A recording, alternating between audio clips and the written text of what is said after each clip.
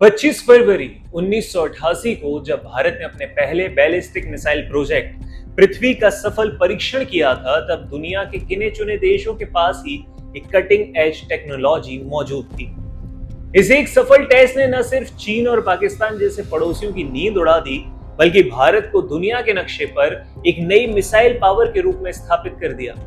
Integrated guided missile development programme यानी IGMDP के तहत तैयार हुई इस मिसाइल ने भारत के लिए डिफेंस टेक्नोलॉजी के क्षेत्र में पूरी आत्मनिर्भरता का रास्ता साफ कर दिया।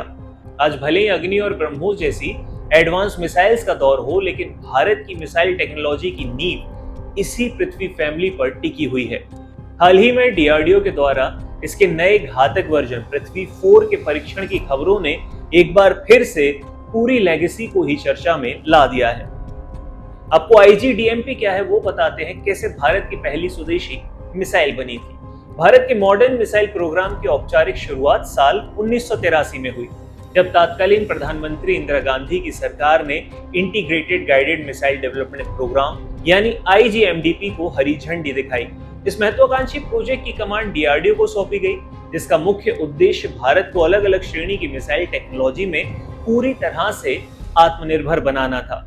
इस प्रोग्राम के तहत वैज्ञानिकों ने एक साथ 5 प्रमुख मिसाइल सिस्टम्स पर काम शुरू किया: अग्नि, पृथ्वी, आकाश, त्रिशूल और नाग। इन 5 ब्रह्मास्त्र में से जो मिसाइल सबसे पहले बनकर तैयार हुई और जिसने आसमान में हुंकार भरी, वो थी पृथ्वी मिसाइल। पृथ्वी के निर्माण के दौरान ही भारतीय वैज्ञानिकों ने propulsion, guidance system, mobile launch mechanism और मिसाइल डिजाइन की बारीकियों को गहराई से समझा। इसी शुरुआती समझ और अनुभव ने आगे चलकर अग्नि और ब्रह्मोस जैसी नेक्स्ट जनरेशन की मिसाइल्स को डेवलप करने में महत्वपूर्ण भूमिका निभाई। आगे चलकर 25 फरवरी 1988 का दिन भारतीय रक्षा इतिहास के पन्नों में हमेशा के लिए सुनहरे अक्षरों में दर्ज हो गया, जब श्रीहरिकोटा से पृथ्वी मिसाइल का पहला सफल परीक्षण किया गया। ये सिर्फ एक रूटीन टेस्ट नहीं था, बल्कि भारत का दुनिया को एक सीधा और साफ संदेश था कि वो अपनी सीमाओं की सुरक्षा खुद करने में सक्षम है। उस दौर में सुपर पावर्स का मानना था कि ऐसी टेक्नोलॉजी केवल वेस्टर्न कंट्रीज या रूस के ही पास हो सकती है, लेकिन भारत के इस कदम ने चीन और पाकिस्तान समेत पूरी दुनिया को हैरान कर दिया। इसके बाद DRDO ने लगातार अलग अलग कंडीशंस में इसके कई सफल टेस्ट किए। हर नए ट्रायल के साथ मिसाइल की एक्यूरेसी, रेंज और गाइडेंस सिस्टम को और भी ज्यादा घातक और भरोसेमंद बनाया गया। इसे तीनों सेनाओं के लिए अलग अलग वर्जन्स में डेवलप किया गया। जैसे भारतीय सशस्त्र बलों की अलग अलग रणनीतिक जरूरतें होती हैं और उन्हें पूरा करने के लिए DRDO ने पृथ्वी मिसाइल के 3 प्रमुख वर्जन्स तैयार किए थे। पृथ्वी 1 ये भारतीय सेना की जरूरतों के हिसाब से बनाई गई जमीन से जमीन पर मार करने वाली शॉर्ट रेंज बैलिस्टिक मिसाइल थी। इसकी रेंज थी करीब 150 किलोमीटर और ये अपने साथ 1000 किलोग्राम तक का भारी भरकम वॉरहेड ले जाने में सक्षम थी। 1994 के आसपास इसे सेना में शामिल किया गया था, ताकि युद्ध की स्थिति में दुश्मन के अहम ठिकानों को तुरंत ही तबाह किया जा सके।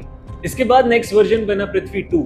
इसे विशेष रूप से भारतीय वायुसेना और बाद में स्ट्रेटेजिक फोर्सेस कमांड के लिए डेवलप किया गया। 27 जनवरी 1996 को चांदीपुर से टेस्ट की गई इस मिसाइल की रेंज 250 से 350 किलोमीटर थी और ये अपने साथ 500 से 1000 किलो पेलोड ले जाने में सक्षम थी। इसका गाइडेंस सिस्टम बहुत ज्यादा एडवांस था। इसके बाद थर्ड वर्जन आया पृथ्वी 3।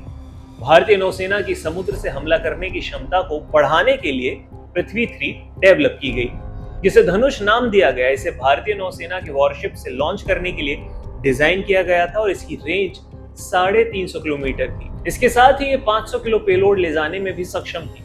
इसका पहला सफल परीक्षण 2004 में किया गया। पृथ्वी मिसाइल अपने शुरुआती दौर में single stage liquid fuel propulsion system पर काम करती थी।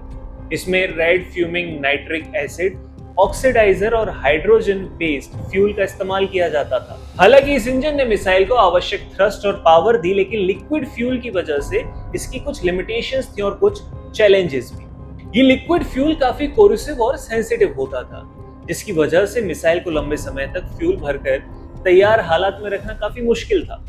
किसी भी इमरजेंसी की स्थिति में मिसाइल को दागने से ठीक पहले फ्यूल भरने की पूरी प्रक्रिया काफी जटिल और समय लेने वाली थी। इसी चुनौती को देखते हुए भारत ने अपनी अगली मिसाइल सीरीज के लिए सॉलिड फ्यूल टेक्नोलॉजी को तेजी से डेवलप करना स्टार्ट कर दिया। अब जरा बात करते हैं इस मिसाइल के अचूक निशाने और इसकी मोबाइल लॉन्चर फ्लेक्सिबिलिटी की। किसी भी मिसाइल को सबसे खतरनाक उसकी रेंज नहीं बल्कि उसकी सटीकता बनाती है। पृथ्वी मिसाइल को अपडेट करते समय इसमें इनर्शियल नेविगेशन सिस्टम पर आधारित बेहद एडवांस्ड गाइडेंस टेक्नोलॉजी जोड़ी गई। इसके बाद पृथ्वी 2 में मैन्यूवरिंग ट्रेजेक्टरी जैसी क्षमताएं शामिल की गई, जिससे मिसाइल उड़ान के दौरान अपना रास्ता बदलकर दुश्मन के एयर डिफेंस सिस्टम को आसानी से चकमा दे सकती थी। इसके अलावा पृथ्वी की जो सबसे बड़ी ताकत है वो इसका मोबाइल लॉन्च सिस्टम है। इसे ट्रांसपोर्टेबल इरेक्टर लॉन्चर व्हीकल से फायर किया जा सकता था। किसी एक जगह पर फिक्स रहने के बजाय इसे सड़कों के रास्ते देश के किसी भी कोने में आसानी से मूव किया जा सकता था। इस मोबिलिटी की वजह से इसे दुश्मन की सैटेलाइट्स या रडार की नजरों से छिपाना बहुत आसान है, जिससे भारत को हर तनावपूर्ण स्थिति में एक जबरदस्त रणनीतिक बढ़त यानी स्ट्रेटेजिक एज मिलता रहा।